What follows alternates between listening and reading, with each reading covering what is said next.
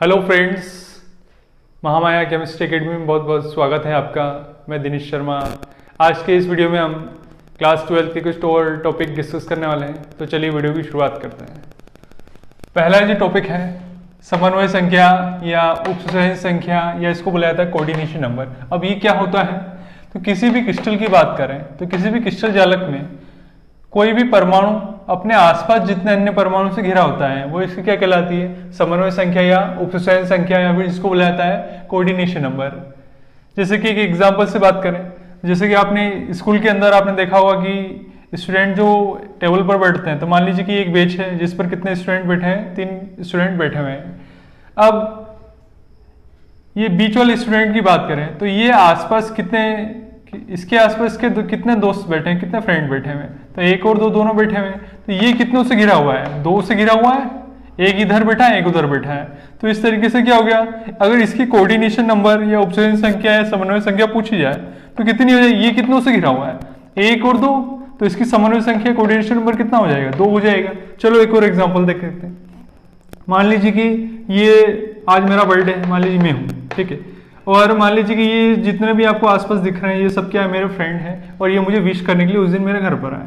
तो टोटल कितने फ्रेंड्स मेरे घर पर आए, 1 2 3 4 5 और 6, मतलब टोटल 6 फ्रेंड मुझे विश करने के लिए आए। तो मैं अपनी बात चलिए, तो मेरे आसपास कितने फ्रेंड हैं, 1 2 3 4 5 6, टोटल क्या है, 6 फ्रेंड हैं। तो मतलब मैं जो कितने फ्रेंड से घिरा हुआ हूँ, 6 फ्रेंड से घिरा हुआ हूँ। तो अगर मेरी कोऑर्डिनेशन नंबर या उपसंहति संख्या या समन्वय संख्या निकालनी है तो कोई भी परमाणु की बात करें तो मैं क्या हूँ, मान लीजिए परमाणु ही हूँ, तो मैं कितने से घिरा हूँ, कितने फ्रेंड से घिरा हूँ, 6 फ्रेंड से घिरा हुआ हूँ। तो मेरी कोऑर्डिनेशन नंबर कितनी हो जाएगी, 6 हो जाएगी, ठीक है। तो इससे आपको इन दोनों एग्जाम्पल से अच्छे से समझ में आ गया होगा कि कोऑर्डिनेशन नंबर या समन्वय संख्या या उपसंहति संख्या क्या होती है। कोई भी परमाणु हो किसी भी क्रिस्टल जालक के अंदर, कोई घनी क्रिस्टल जालक हो सकता है, तो वो जितने अन्य परमाणु से घिरा हुआ रहेगा वो इसकी क्या कहलाएगी, कोऑर्डिनेशन नंबर या समन्वय संख्या कहलाएगी। अगले टॉपिक की बात करें तो त्रिज्या अनुपात या रेडियस रेशियो बोला जाता है इसको। क्या होता है, तो मान लीजिए कोई भी आयनिक क्रिस्टल है, तो आयनिक क्रिस्टल में क्या होगा, आयन होगा, एक पर धनायन होता है, दूसरे पर क्या होता है, ऋणायन होता है। तो किसी भी आयनिक क्रिस्टल में धनायन और ऋणायन की संख्या त्रिज्या का जो अनुपात होता है वो क्या कहलाता है, त्रिज्या अनुपात। त्रिज्या अनुपात की बात करें तो त्रिज्या अनुपात का फॉर्मूला होता है, कैसे निकालेंगे हम, तो धनायन की त्रिज्या और अपान में क्या है, ऋणायन की त्रिज्या, इन दोनों का मान हम यहाँ रखेंगे तो जिससे क्या निकाल सकते हैं, त्रिज्या अनुपात निकाल सकते हैं। और यहाँ पर त्रिज्या मतलब कि रेडियस को R से दर्शाते हैं, R से शो करते हैं। तो R पॉजिटिव मतलब धनायन की त्रिज्या, अपान में क्या जाएगा, R नेगेटिव मतलब ऋणायन की त्रिज्या। इस तरीके से हम क्या निकाल सकते हैं, त्रिज्या अनुपात को इस फार्मूले के द्वारा निकाल सकते हैं। और इसको क्या कहते हैं, ये त्रिज्या अनुपात जो है पिकोमीटर में मेजर किया जाता है, मापा जाता है। जैसे कुछ एग्जांपल की बात करें तो यहाँ पर जो त्रिज्या अनुपात होता है उससे हमें क्या क्या जानकारी मिल सकती है, तो त्रिज्या अनुपात से हमें समन्वय संख्या या उपसंहति संख्या के बारे में जानकारी मिलती है, और इसके कुछ एग्जाम्पल भी देखते हैं। तो त्रिज्या अनुपात की बात करें, ये पिकोमीटर में होता है।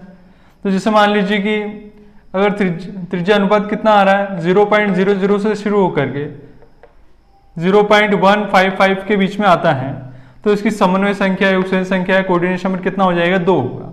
और इसका आकार कैसा होगा, तो रेखीय होगा, लीनियर शेप होगा। और इसका उदाहरण है HF मतलब हाइड्रोजन फ्लोराइड, इसका उदाहरण है, एग्जाम्पल है। अगर सेकेंड की बात करें, अगर मान लीजिए त्रिज्या अनुपात या रेडियस रेशियो कितना आता है, 0.155 से लेकर के 0.225 के बीच में आता है, तो इसकी समन्वय संख्या या उपसंहति संख्या कितनी हो जाएगी, 3 होगी। और इसका शेप या आकार कैसा होगा, त्रिकोणीय समतली होगा। और इसका उदाहरण है boron trioxide B2O3। Next third की बात करें तो अगर मान लीजिए त्रिज्या अनुपात 0.225 से लेकर के 0.414 के बीच में आता है, तो इसकी समन्वय संख्या या उपसंहति संख्या कितनी हो जाएगी, 4 होगी, 4 होगी। और आकार कैसा हो जाएगा, इसका चतुष्फलकीय होगा, टेट्राहेड्रल। और इसका एग्जाम्पल है जिंक सल्फाइड, इस प्रकार क्रिस्टल की जो संरचना थी किसी चतुष्फलकीय होती है। नेक्स्ट फोर्थ की बात करें तो अगर मान लीजिए त्रिज्या अनुपात 0.414 से लेकर के 0.732 के बीच में आता है, तो इसकी समन्वय संख्या कितनी हो जाएगी, 6 होगी। और इसका जो आकार होगा वो कैसा होगा, अष्टफलकीय ऑक्टाहेड्रल होगा। और इसके एग्जाम्पल है सोडियम क्लोराइड NaCl, KCl मतलब पोटेशियम क्लोराइड, MgO मतलब मैग्नीशियम ऑक्साइड। ये सब सारे एग्जाम्पल हैं त्रिज्या अनुपात। अब मान लीजिए कि त्रिज्या अनुपात 0.732 से लेकर के 1 के बीच में आता है। तो इसका त्रिज्या अनुपात अगर ये वैल्यू आती है इनके बीच में, तो इसके समन्वय संख्या है कोऑर्डिनेशन नंबर क्या हो जाएगा, 8 होगा। और इसका आकार किस प्रकार होगा, घनी या क्यूबिक होगा। और इसका एग्जाम्पल है CaCl मतलब सीजियम क्लोराइड, CSI मतलब सीजियम आयोडाइड, और एक लास्ट होता है NH4Br मतलब अमोनियम ब्रोमाइड। ये सारे एग्जाम्पल हैं किसके, अगर मान लीजिए कि इसकी समन्वय संख्या 8 या घनी 8 होगी तो इसकी आकृति किसी की घनी होगी, और इसके एग्जाम्पल ये पर दिए हुए। तो ये समन्वय संख्या और त्रिज्या अनुपात को हमने जाना है। इसके बाद हम देखते हैं कि एक लॉजिकल क्वेश्चन पूछा जाता है कि क्या कारण है कि सोडियम आयन से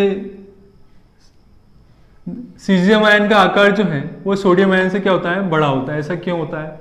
तो अगर इनके बीच में अगर इनका परमाणु जाए तो वो कितना होता है, सोडियम का होता है 11 और सीजियम का होता है 55। तो जैसे जैसे क्या होता जाएगा, परमाणु आकार बढ़ता जाएगा, मतलब इलेक्ट्रॉन की संख्या बढ़ती जाएगी विभिन्न कोश में। तो इससे क्या होता जाएगा, नाभिक से उस परमाणु के बीच की क्या हो जाएगी, दूरी बढ़ती जाएगी। दूरी बढ़ने से क्या होगा, इनके बीच की कोऑर्डिनेशन नंबर भी क्या हो जाएगी, बढ़ जाएगी। इसीलिए जो कोऑर्डिनेशन नंबर है वो सोडियम का कितना होगा, 6 होता है, और सीजियम का क्या होता है, 8 होता है। तो यहाँ पर जैसे जैसे परमाणु क्रमांक बढ़ता जाएगा तो इलेक्ट्रॉन की संख्या बढ़ती जाएगी। तो इसलिए क्या होगा, उसकी समन्वय संख्या भी क्या हो जाएगी, यहाँ पर बढ़ती जाएगी। इसी कारण से क्या होता है कि सीजियम आयन का आकार बड़ा होता है किससे, सोडियम आयन से। तो इसलिए ये शॉर्ट ट्रिक है, जिससे आप हमारे ट्रिक ये डायरेक्टली आप देख लें तो इससे आपको डायरेक्ट आंसर पता चल जाएगा। अगर कोऑर्डिनेशन नंबर या समन्वय संख्या किस पर डिपेंड करती है, सीधा किस पर निर्भर करती है, धनायन के या केटायन के आकार पर। तो वो जितना धनायन का आकार जितना बड़ा होगा तो उसकी उतनी ही क्या होगी, कोऑर्डिनेशन नंबर भी उतनी ही ज्यादा होगी। इसीलिए ये कारण है कि सीजियम आयन का आकार क्या होता है, सोडियम आयन से क्या होता है, बड़ा होता है।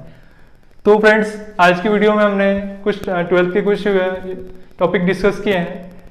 तो जो ये वीडियो आपको कैसा लगा आप हमें कमेंट करके जरूर बताएं। लाइक और शेयर करना अपने दोस्तों के साथ ना भूलें, और जिन्होंने अब तक इस चैनल को सब्सक्राइब नहीं किया है तो चैनल को सब्सक्राइब कर लें।